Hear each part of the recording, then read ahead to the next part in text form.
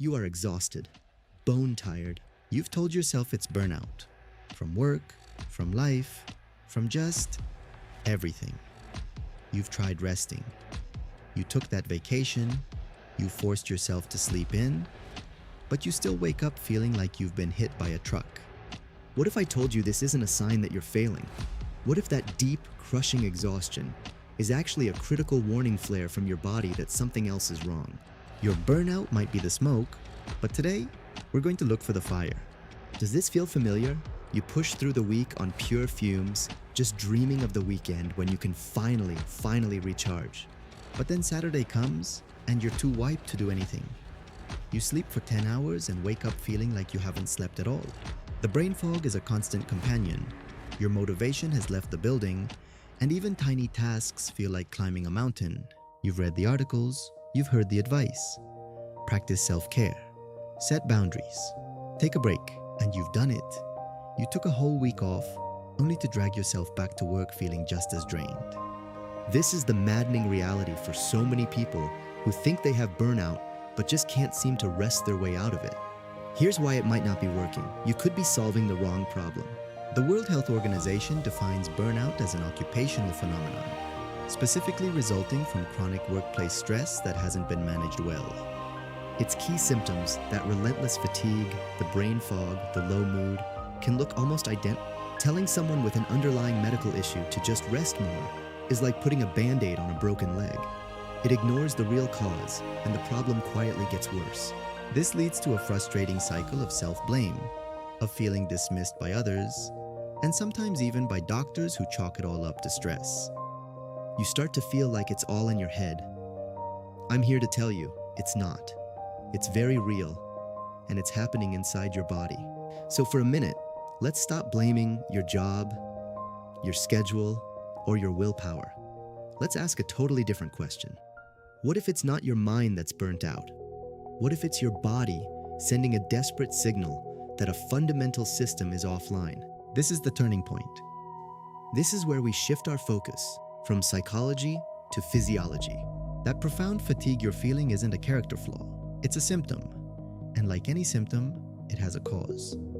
For a huge number of people, that cause isn't a lack of vacation days, but a dysfunction in their body that's silently draining their energy day out. Today, we're unmasking the most common culprits, the medical conditions whose symptoms often overlap with or are mistaken for simple burnout.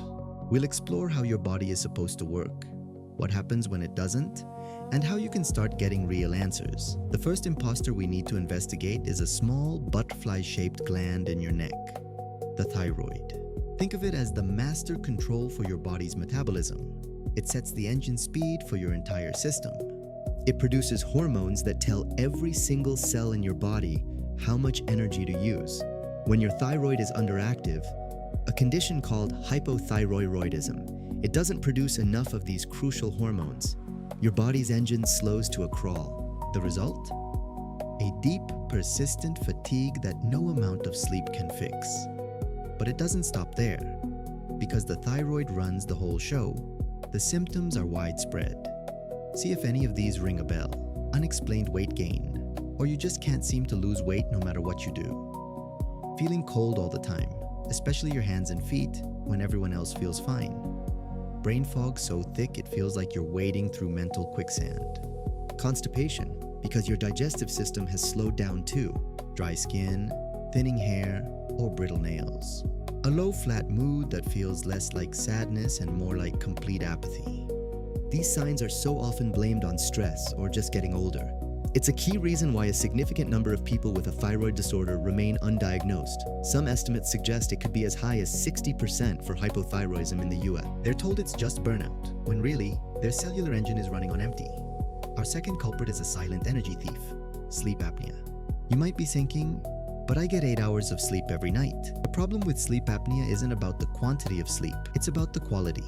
With obstructive sleep apnea, OSA, your airway repeatedly becomes blocked while you sleep, causing you to stop breathing for seconds at a time. Your brain, sensing the oxygen drop, panics and jolts you awake just enough to take a breath. This can happen dozens or even hundreds of times a night, and you probably won't even be aware of it. Imagine someone lightly shaking you awake every couple of minutes all night long. You wouldn't remember it, but would you feel rested? Not a chance.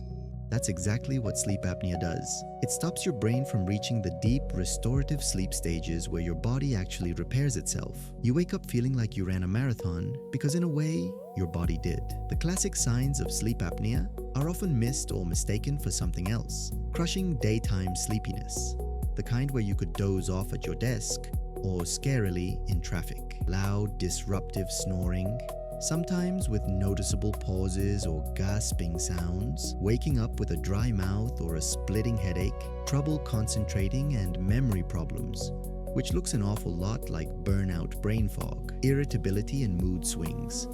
Untreated sleep apnea doesn't just make you tired. The repeated drops in oxygen put immense stress on your cardiovascular system and are strongly associated with an increased risk for high blood pressure, type 2 diabetes, heart disease, and stroke. So that burnout could be your body's desperate plea for oxygen. Our third group of culprits is basically a fuel crisis. Your body needs specific vitamins and minerals to create energy. When you're running low, it's like trying to drive a car with an empty gas tank. It doesn't matter how long you let the car rest, it's not going anywhere. 3 of the most common energy zapping deficiencies are iron, vitamin B12, and vitamin D. First, iron deficiency. Iron is essential for making hemoglobin, the protein in red blood cells that carries oxygen from your lungs to the rest of your body. When you're low on iron, you can't carry enough oxygen. Your body is literally being starved of oxygen, which leads to profound fatigue, weakness, pale skin, and shortness of breath. When it becomes severe, this is called iron deficiency anemia. But even low iron without full-blown anemia can make you feel. Iron deficiency is one of the most common nutritional deficiencies in the world. Next up, vitamin B12 deficiency. B12 is a powerhouse for energy and nerve function. A lack of it can cause a specific type of anemia, leading to a fatigue that feels both physical and neurological. You feel weak, but you might also have brain fog, memory issues, or even a weird tingling in your hands and feet. This is more common in older adults and can be a concern for those on plant-based diets, though many vegans and vegetarians maintain healthy levels through fortified foods and supplements. Finally, let's talk about vitamin D. We think of it as the sunshine vitamin for bones, but its role in energy is huge. Low vitamin D levels are strongly linked to chronic fatigue and muscle weakness. If you feel a deep, heavy ache in your muscles that just won't quit, a vitamin D deficiency might be playing a part. Given how much time we spend indoors, a massive portion of the population has less than optimal levels. If any of this is starting to sound way too familiar and you're ready to stop guessing and start knowing, take a second to subscribe and click the notification bell. Our whole goal here is to give you the information you need to be your own best health advocate and finally figure out why you feel the way you do. Hearing all this might feel a little overwhelming, but it should also feel empowering. Your fatigue isn't a life sentence. It's a puzzle, and now you have some of the most important pieces. So what can you actually do? Step 1, frame the conversation with your doctor. Instead of just walking in and saying, "I'm tired," which can sometimes be dismissed, frame it with specific information. Try something like this. "I've had severe exhaustion for the last few months that isn't getting better with rest. It's affecting my work and my daily life. I'd like to investigate some potential medical causes beyond stress." Step 2, ask about the right tests. Don't be afraid to be specific. For your thyroid, ask about thyroid testing. Standard practice often starts with a TSH test, sometimes with free T4. If those results are borderline or your symptoms are severe, you can discuss if a full panel, including free T3, would be appropriate. For deficiencies, ask for tests by name. Ferritin, which shows your body's stored iron and is a better marker than a basic iron test. Vitamin B12 and vitamin D, 25-hydroxy. Step 3, talk about your sleep. If you have any sleep apnea symptoms, especially the snoring, gasping, or waking up exhausted, bring it up. Ask your doctor for a referral to a sleep specialist or about getting a sleep study. This is the only way to get a real diagnosis, and many studies can now even be done at home. The exhaustion you feel is real. It is a valid biological signal. For too long, we've been taught that being this tired is some kind of moral failing, something you're supposed to fix with more caffeine and more grit. But your body is trying to talk to you. It might not be burnout. It could be your thyroid asking for help, It could be your body fighting for oxygen while you sleep. It could be a fuel tank that's just plain empty. By listening to these signals and asking the right questions, you can move from a place of confusion to a place of clarity and control. You have every right to investigate your own health. This is the first step toward getting your energy, and your life back. If this resonated with you, share your story in the comments. You'd be amazed how many people are right there with you. You're not alone in this.